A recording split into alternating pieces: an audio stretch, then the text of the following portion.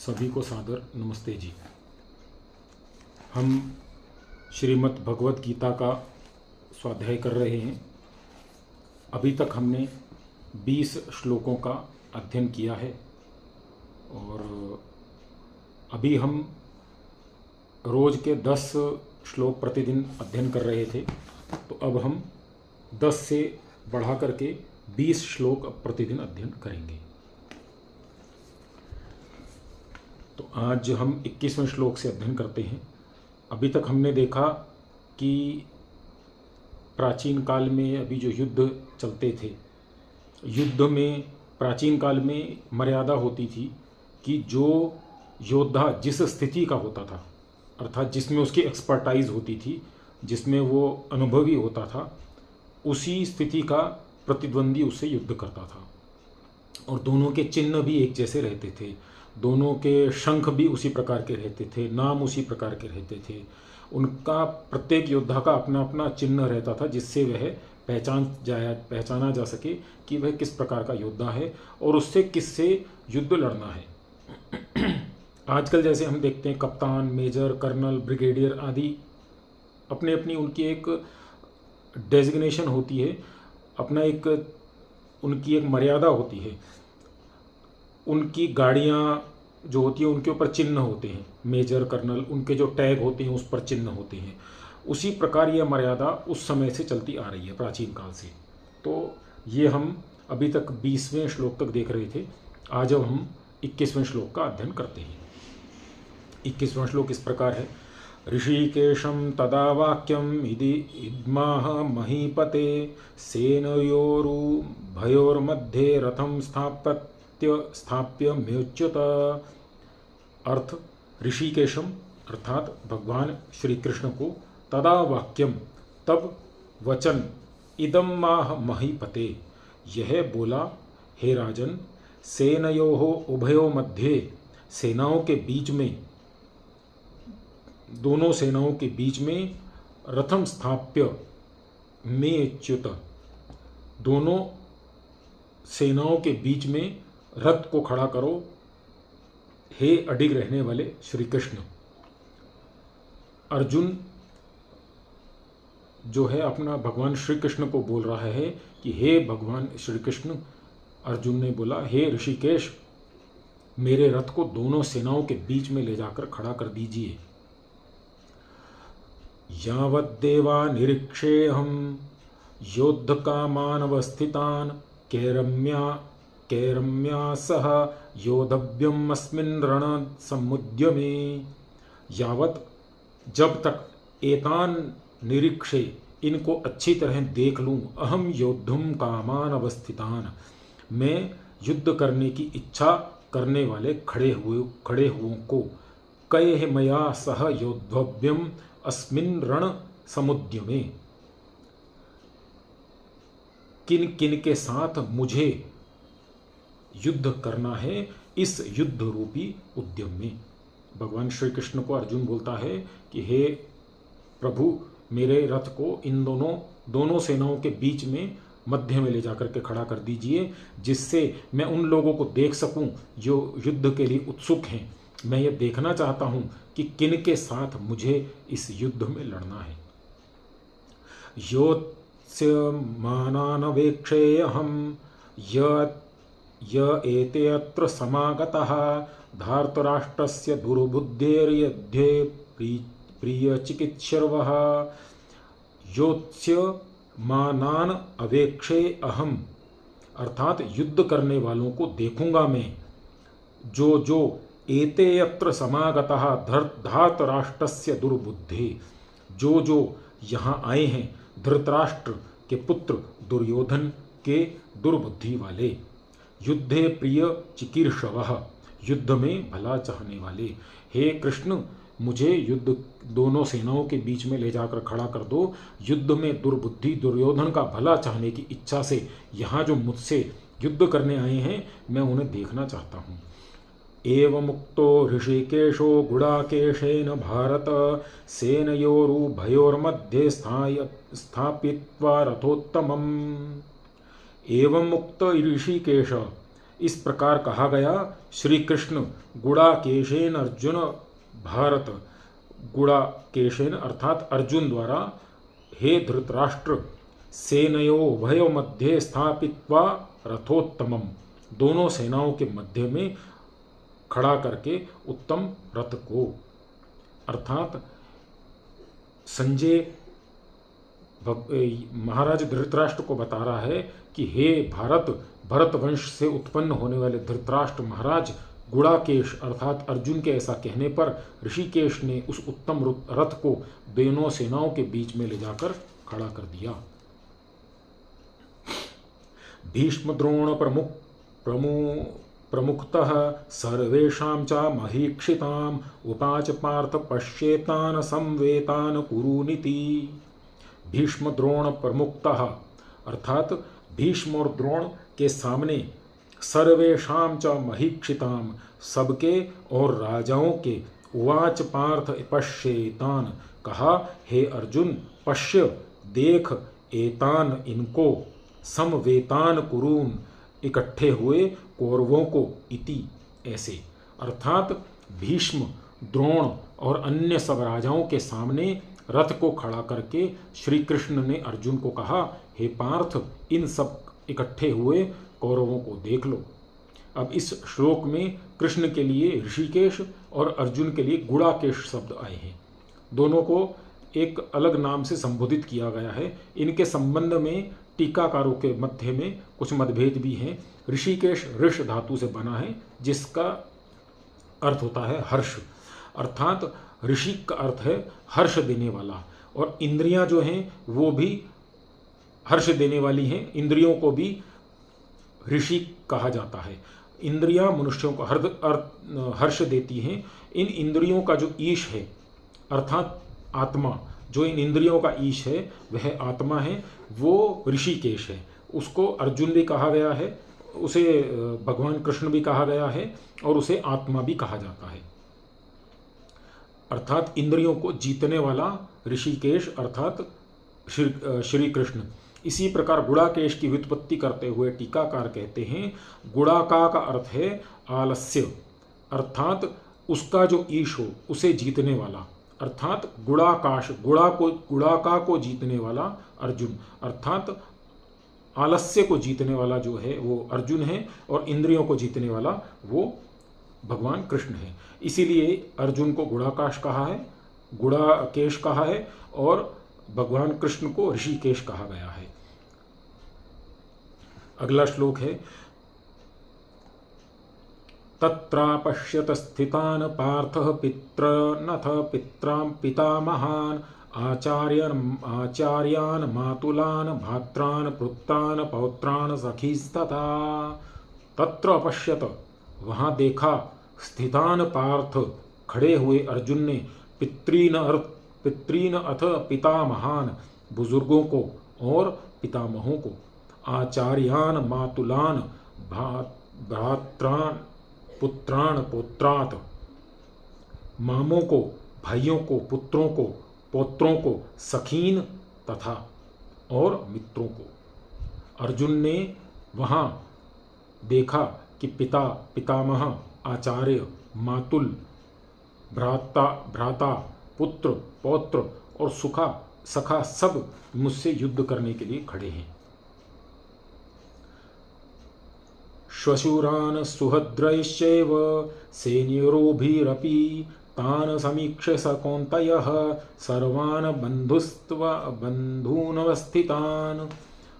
श्वशुरान् द्रुपद आदि श्वशुरों को, सुहृद च मित्र राजा लोगों को, एव सेनयो भी सेनाओं में, उभयो अपि तान समीक्षये, उभयो अर्थात दोनों, अपि तान ही उन्हें, समीक्षय देखकर, सह कौन्तेय वह कुंती का पुत्र अर्जुन, सर्वात बंधून अवस्थितान सब बंधुओं को, खड़े हुओं को, अर्थात युद्ध करने वालों में अर्जुन के श्वशुर भी थे, सुहृदय भी थे। दोनों सेनाओं में इस प्रकार के निकट संबंधी मौजूद थे। इन सब बंधु बांधवों को कुंती पुत्र अर्जुन के लिए आमने सामने उसने खड़ा देखा। कृपया परयाविष्टो विषीदन्नदम्ब्रवीत दृष्टं मेव स्वजनं कृष्णं युयुत्सुं समुपस्थितं। कृपया करुणा से परया आविष्ट परम भरा हुआ विषीदन इदम अब्रवीत उदास होकर यह बोला।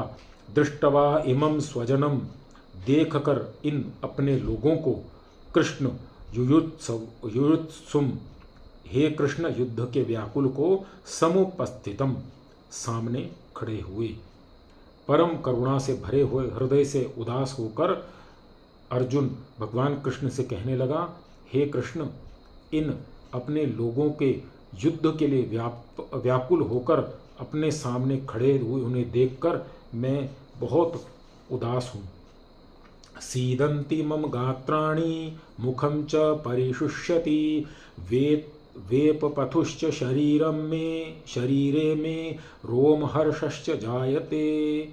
सीदन्ति मम शिथिल हुए जाते हैं मेरे गात्राणि मुखम मेरे अंग मुख च परिशुष्यति और सूखा जा रहा है।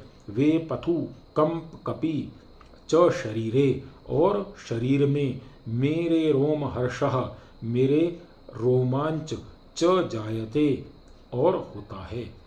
श्री कृष्ण से अर्जुन कहता है, हे श्री कृष्ण, मेरे अंग शिथिल हो रहे हैं, मेरा मुंह सूखा जा रहा है, शरीर में कंपकपी उठ रही है, मेरे रोम खड़े हो रहे हैं। गांडीवं संसृते हस्तात् त्वक्वैव परिदृहते न च शक्नोम्य व्यवस्थातुं भ्रमवीत च मे मनः। गांडीव अर्थात धनुष संसृते फिसल रहा है, हस्तात् त्वक् हाथों से, त्वचा च एव परिदृहते और मेरी त्वचा जल रही है, त्वचा में दहन हो रहा है। न शक्नोमि अवस्थुताम भ्रमति, न सकता हूँ यहाँ खड़ा रहने के लिए, चकराता है। इव च मे मनः, मानो मेरा मन।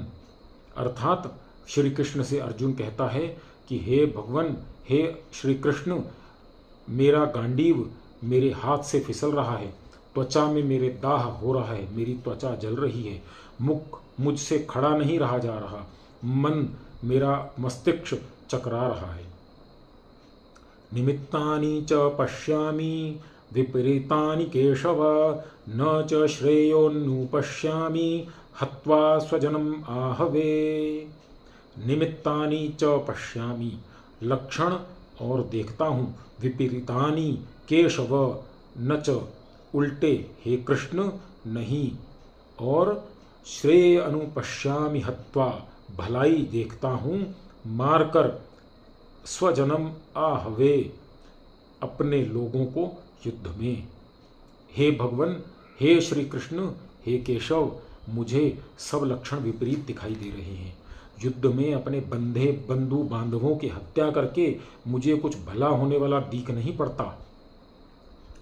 न कांक्षे विजयं कृष्णं न च राज्यं सुखानि च किं नो राज्येन गोविंद किं भोगेर जीवितेन वा।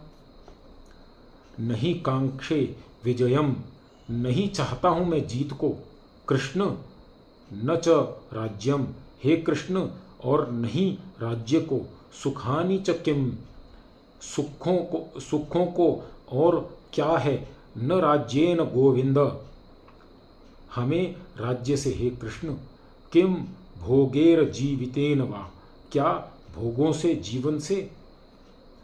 आचार्य अर्जुन भगवान श्री कृष्ण से कहता है कि हे कृष्ण, हे ऋषिकेश, मुझे विजय की इच्छा नहीं रही, अब न राज्य की इच्छा है न सुखों की इच्छा है।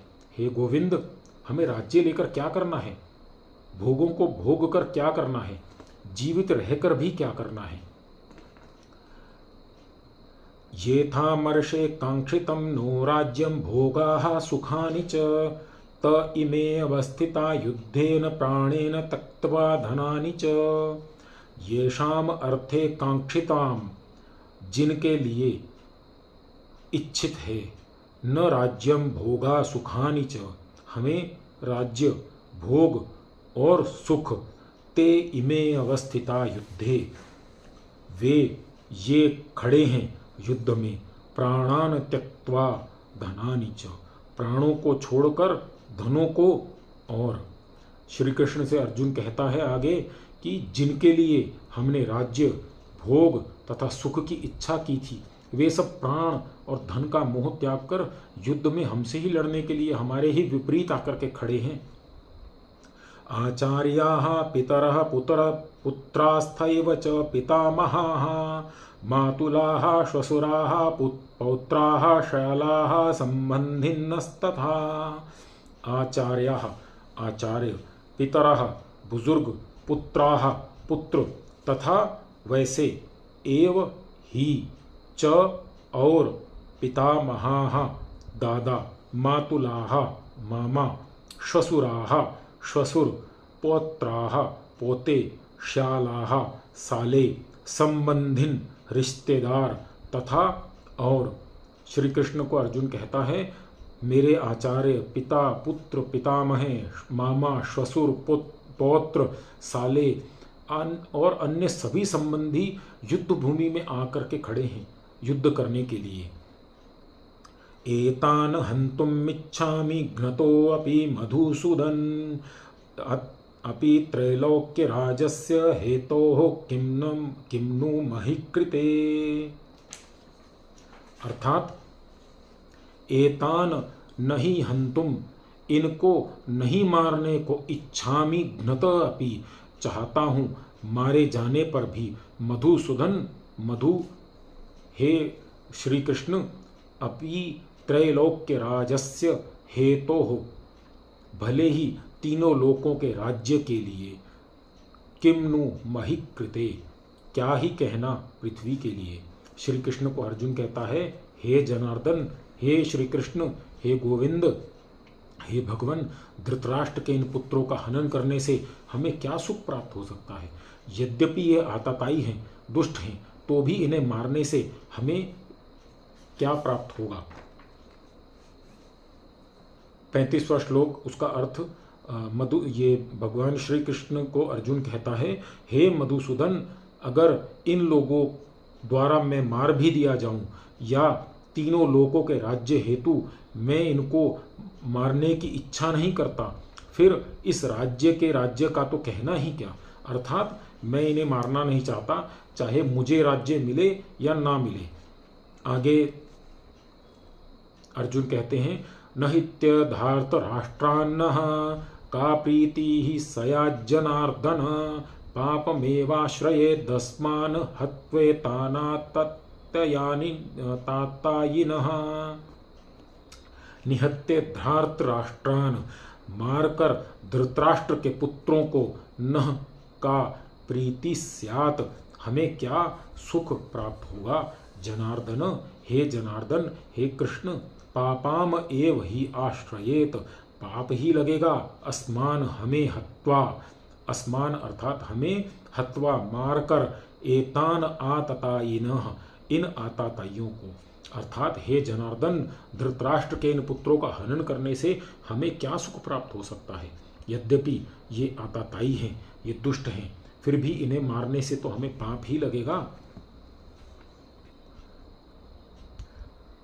इसमें आताताई 6 प्रकार के मनुस्मृति में बताए हैं, और उसमें पहला है घर में आग लगाने वाला, विष देने वाला, हाथ में शस्त्र लेकर मारने के लिए आने वाला, धन लूटने वाला, खेत का हरण करने वाला और स्त्री का हरण करने वाला। ये 6 आताताई हैं। और इसमें मनुस्मृति में लिखा है आताताई को आते देखकर बहुत सोच विचार न करके उसे मार देना चाहिए। आगे 37वां श्लोक में अर्जुन कहता है तस्मान्नार्हा वयं हन्तुं धार्तराष्ट्रान् स्वबान्धवान् स्वजनं हि कथं हत्वा सुखिनः स्याम माधव। तस्मात् न आर्हा, इसलिए नहीं योग्य है, नहीं उचित है, वयं हन्तुं धार्तराष्ट्रान्, हमें मारने के लिए धृतराष्ट्र के पुत्रों को, स्वबांधवान अपने संबंधियों को, स्वजनम ही कथम अपने व्यक्तियों को निश्चय से ही कैसे हत्वा सुखिनः श्याम माधव, कैसे मारकर सुखी होंगे हम हे श्री कृष्ण। भगवान श्री कृष्ण से अर्जुन कहता है, इसीलिए हे कृष्ण अपने सभी संबंधी धृतराष्ट्र के इन पुत्रों को मारना हमारे लिए उचित नहीं है। हे माधव, अपने ही इन जनों को मारकर हम किस प्रकार सुखी हो सकते हैं। यद्यप्येते न पश्यन्ति लोभोपहच्चेतसः कुलक्षय कृतं दोषं मैत्रदोहे च पातकम्। यद्यपि एते ये नहीं पश्यति नहीं देखते, लोभ उपहत चेतस लोभ से मारा गया चित्त जिनका, कुल क्षय कृतम कुल के नाश करने वाले, दोषम मित्र दोहे च पापकम मित्र दोष को, कुल का नाश करने वाले को और मित्र के साथ द्रोह करने में पाप को। अर्जुन कहता है, यद्यपि ये लोग लोभ से बुद्धि खो देने के कारण कुल के क्षय होने से दोष तथा मित्र द्रोह करने के पाप को नहीं देख पा रहे हैं। कुल का अर्थ यहाँ पर परिवार नहीं है, अपना निकट का सारा सामाजिक समुदाय जो है वो परिवार में आ जाता है।